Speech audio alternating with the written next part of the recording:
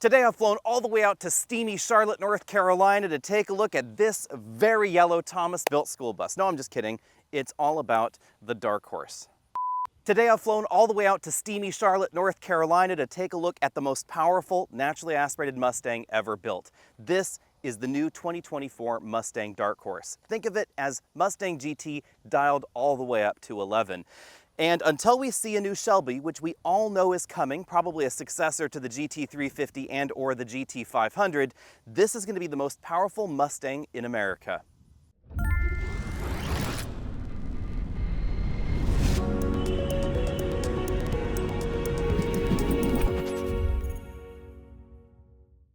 Since it's really hot outside, this video is going to be a little bit shorter than normal. Let's talk about why you might want to get the Dark Horse over the GT, or why you might want to choose to save a few bucks and get the GT instead.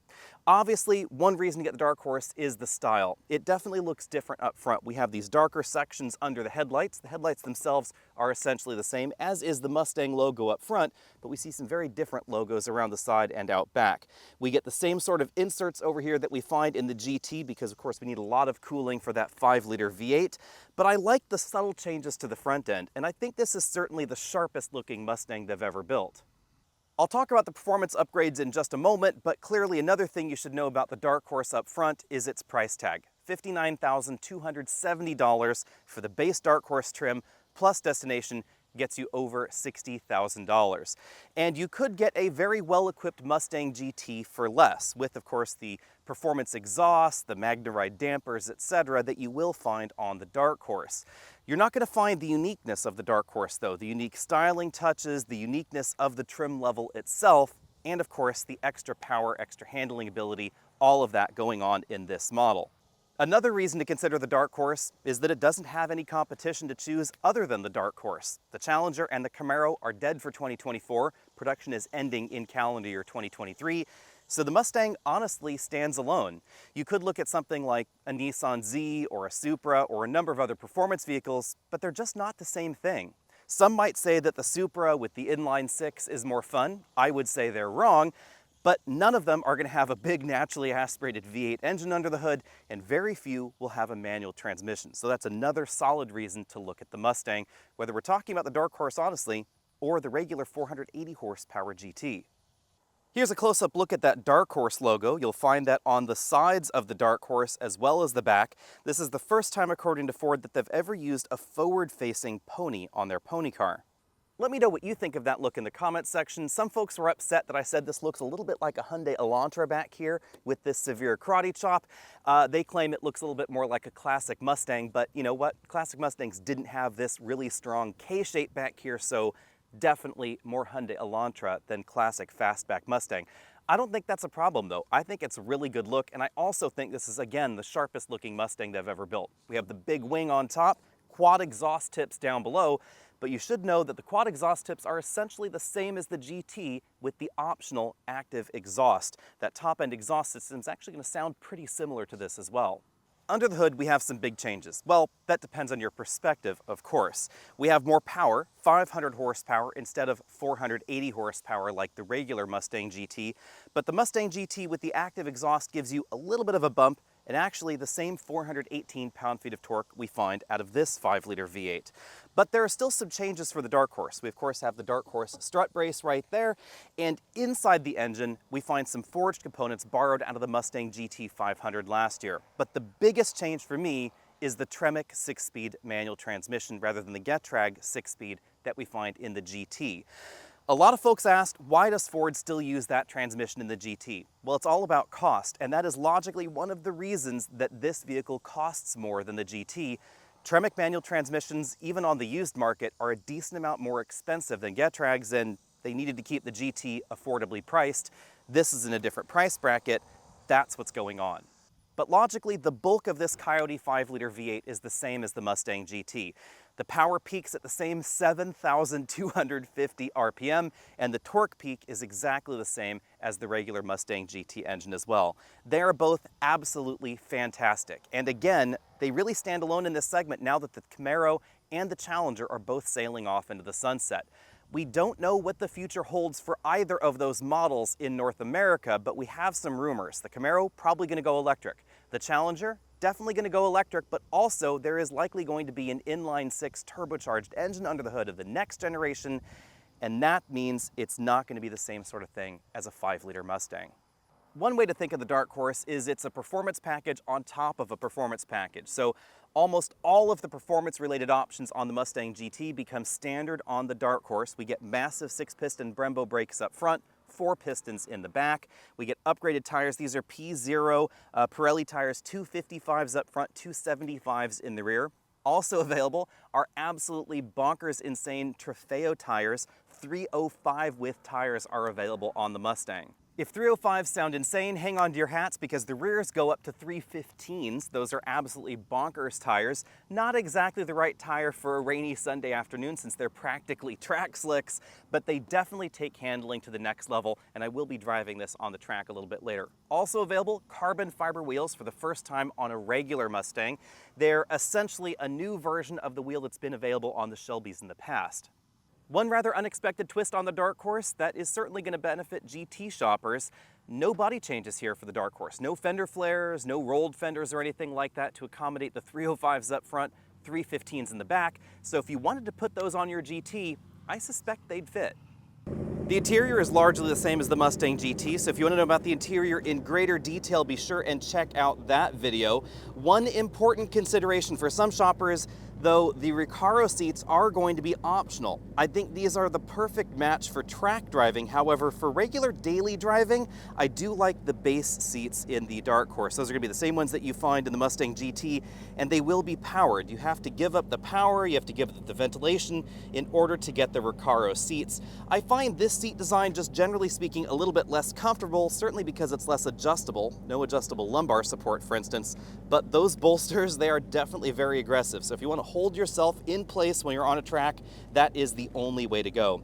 Obviously, here in the center, we get the drift brake. It's an electronic rear parking brake that will automatically engage and release with the pull of that handle. That works extremely well. If you want to know more about that, be sure and check out the EcoBoost video where I actually took that for a drive on an autocross course.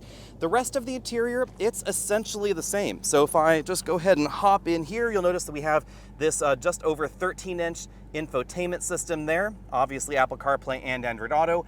Big LCD instrument cluster with, of course, the Fox body gauges.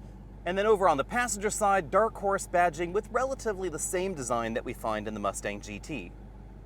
If you get the automatic transmission, you have the same shifter. If you get the manual, you do get a unique shifter in the Dark Horse. This has a really nice feel, sort of that golf ball style. Reverse is over there to the left and up. That is not my favorite place. And aside from that, the only other major interior change is that you cannot get a Dark Horse convertible. Part of me is a little bit sad about that, but it makes sense since this is the performance-focused version, and the convertible, of course, is going to be a little bit softer in the chassis tuning and not quite as rigid. No Mustang video would be complete without a little bit of revving, so let's give that a shot. Now, since this is the manual transmission equipped model, we don't have the remote rev feature, which is simultaneously cool and also simultaneously a little bit douchey, because that is the perfect thing to do at Cars and Coffee or your neighborhood at 2 a.m. from the comfort of your own bedroom. Let's just take a try at this one, though. Obviously, we have different exhaust modes since we have the active exhaust. So first thing I need to do is pull up the My Mustang thing. Normal exhaust mode. Let's go to the quiet exhaust mode. This is quiet. Not that quiet, as you can hear. Obviously, idle's a little bit quieter. This is normal exhaust mode. Definitely a little bit throatier there. Then we have sport exhaust. Pretty nice. And then we have track exhaust, where things are just going to be wide open. And this thing revs all the way up to 7,500. Yeah, that is definitely high. Now, you don't need a Dark Horse for this feature. You just need a 2024 Mustang with the active exhaust package, and then you can wake everybody up at 2 a.m. This is honestly pretty damn cool. So we just lock the car, hit the button twice to start it. It revs. We then hit the unlock and lock button. It's then gonna blip the throttle, let us know that the system is primed and ready to go. Then if we do that again, it's gonna run through a pre-programmed program. It's always gonna be the same, and you can keep doing it up to 9 times before you have to remote start the vehicle again. Now, one little tidbit to know is that eventually it is, of course, gonna time out, and then the car is gonna turn off. then at some point you're gonna have to get back in and start the car with the key, because there's a limited number of times you can remote start the vehicle. Clearly the Dark Horse is more of a track-focused Mustang, but it's going to spend a lot of time on regular roads. So let's talk about how this drives out on regular street surfaces. Clearly, you're going to notice the relatively firm suspension. This does have the MagneRide adaptive dampers, but everything about the suspension is just a little bit firmer than the regular GT. They've tweaked the sway bars, they've tweaked the suspension tuning, etc. But it still has that solid Mustang feel thanks to the independent suspension that we found in the last generation Mustang. As I noted in the other videos, this is not an entirely new generation. Ford is calling it the 7th generation Mustang. Think of it more like generation 6.5. They changed all the things that they wanted to improve, and they left the things that were just fine. And I'm actually okay with that. I know a lot of people have been upset about Ford calling it a 7th generation. Whatever, they can call it whatever they like. It's a solid vehicle, and it already had good bones, so why change the things that didn't need to be changed? And that's why, like the last generation of Mustang, sometimes this gives me BMW E92, E93 vibes, back when they had a naturally aspirated V8 engine under the hood. This definitely has a slightly front-heavier feel than the EcoBoost, but it has so much power, and the rear suspension is really well sorted. Actually, the suspension, generally speaking, is just really well sorted in this generation of Mustang.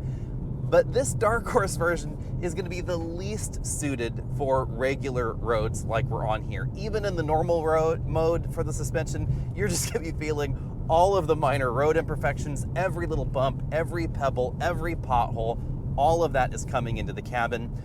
We do get things a little bit firmer if I put it in the sport mode. Let's move over to there now. Things definitely get a little bit firmer. If I bump up to track, definitely firmer. The tuning and drag strip, a little bit different as well. But interestingly, it's not a night and day transformation from normal to track to sport mode, etc. Also interesting, like the Mustang GT, there is not as much customization available in the custom drive modes. You cannot, for instance, combine drivetrain settings in the track mode with the suspension settings from, say, normal mode.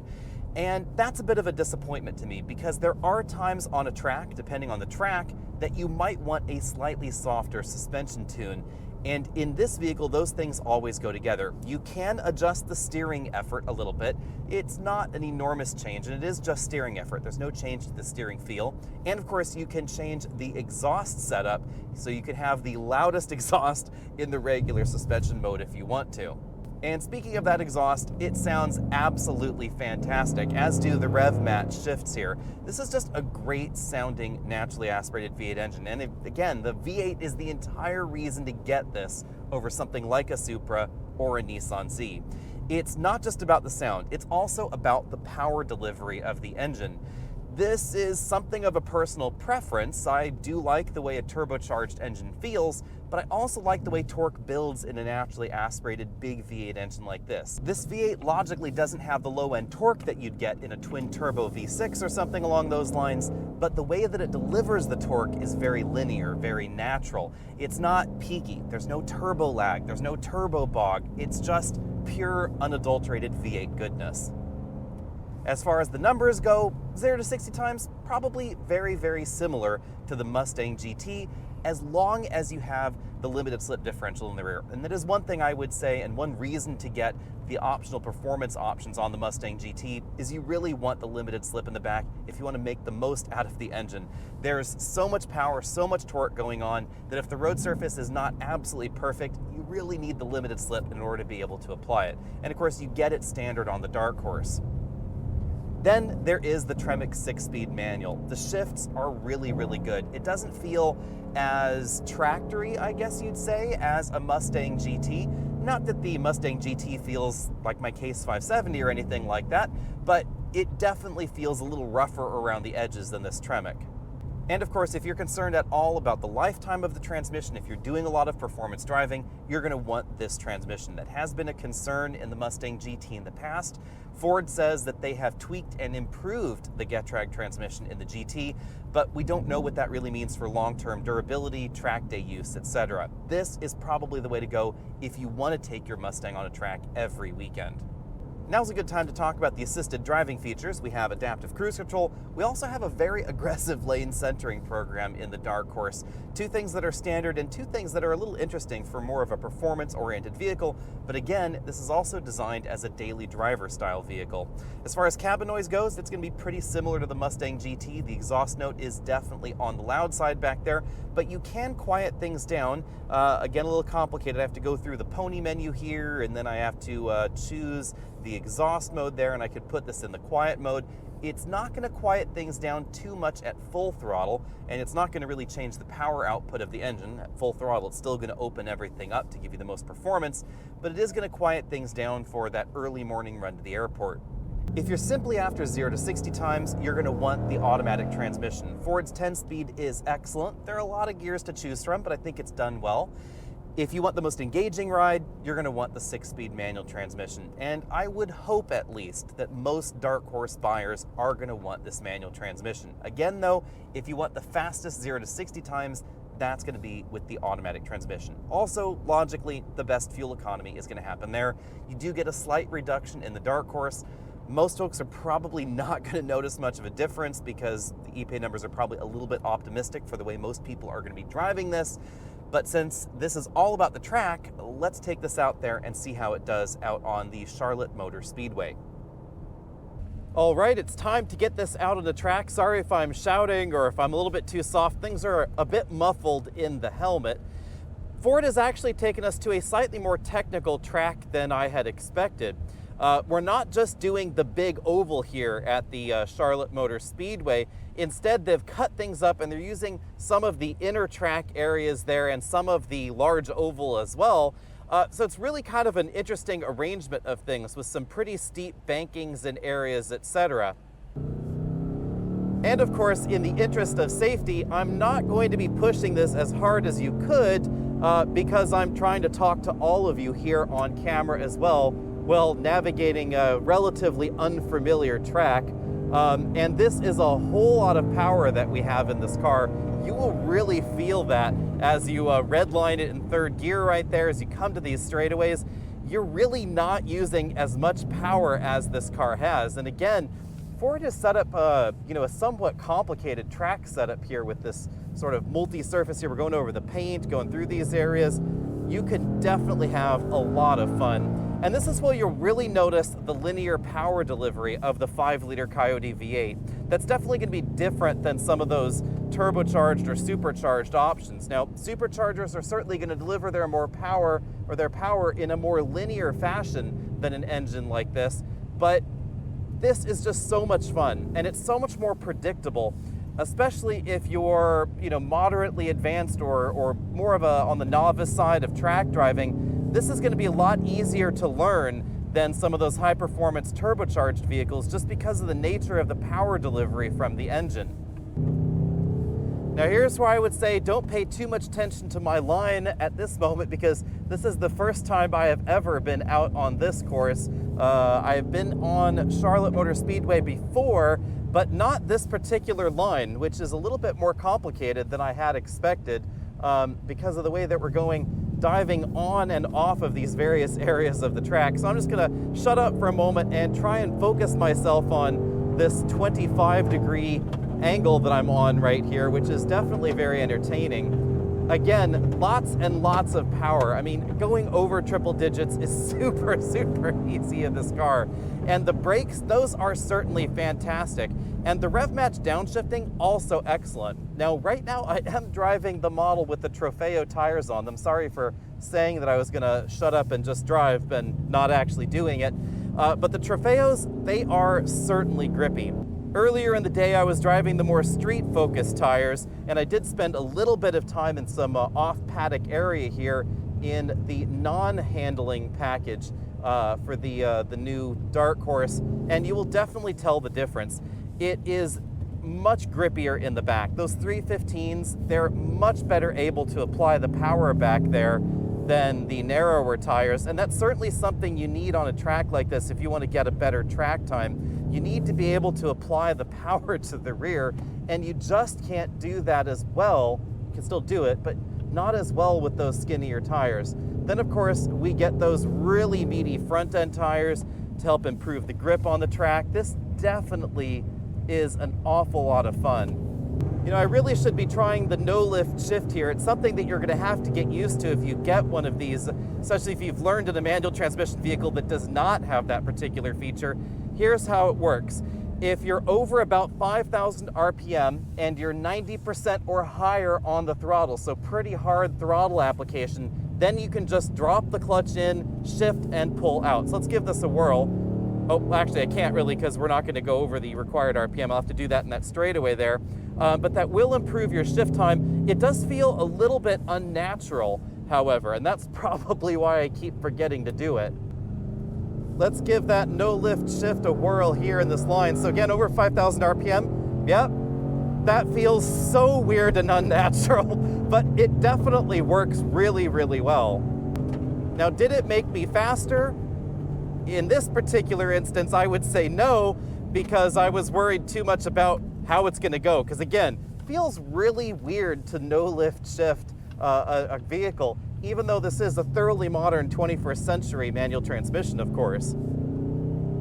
All right, everybody, I've now hopped into the model with the automatic transmission to help answer the question, is this truly a dark pony or just a Mustang GT with a tan?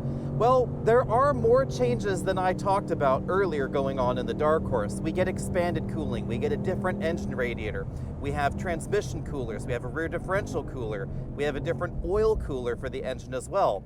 And all that is because of the more track-focused mission of the Dark Horse. So yes, there are some decent changes between this and the GT. It's not just the 14 horsepower. It's not just the manual transmission changes. There are decent changes as far as the durability of the vehicle and its endurance on a track. Also worth noting, remember what I said this is sort of a generation 6.2? Well, part of that 0.2 change is a different rear suspension in this model. So they've actually changed the mounting points and some of the rear suspension geometry versus the Gen 6 Mustang. But also, remember what I said about keeping things that made sense and still worked well? That would be the front suspension mounting points. So the front part of the platform, very similar. The rear part of the platform has some changes. Now this model isn't just the version with the automatic transmission, this also does not have the handling pack. And you can tell the difference between this and the model with the Trofeo. I have to also say, I don't mind the automatic transmission. Some might say this is better per se than the manual. I would be willing to bet that I am probably faster around this course in the automatic transmission version, but the manual is so much more fun. It also helps separate skill levels. I mean, this is just so much easier to drive at 100 miles an hour, 120 miles an hour, 130 miles an hour now than the manual transmission version, just because you don't have to worry about it. You just put your foot down and you just go. So in some respect, if you're concerned about trackability, some of it is going to be skill level, some of it is going to be, you know, do you want to be the fastest around the track? And then some of it is going to logically be curb weight, because this automatic transmission version is nearly 4,000 pounds. In fact, with me in it, it is definitely over 4,000 pounds. So this is not exactly a lightweight sports car, but you know, that's okay, because the Mustang has never really been an ultra lightweight sports car. It's been a pony car. It invented the segment of a lot of power, little bit of lightweighting going on, but also daily driver practicality and livability. This is just the kind of sports car that you can, again, drive every day.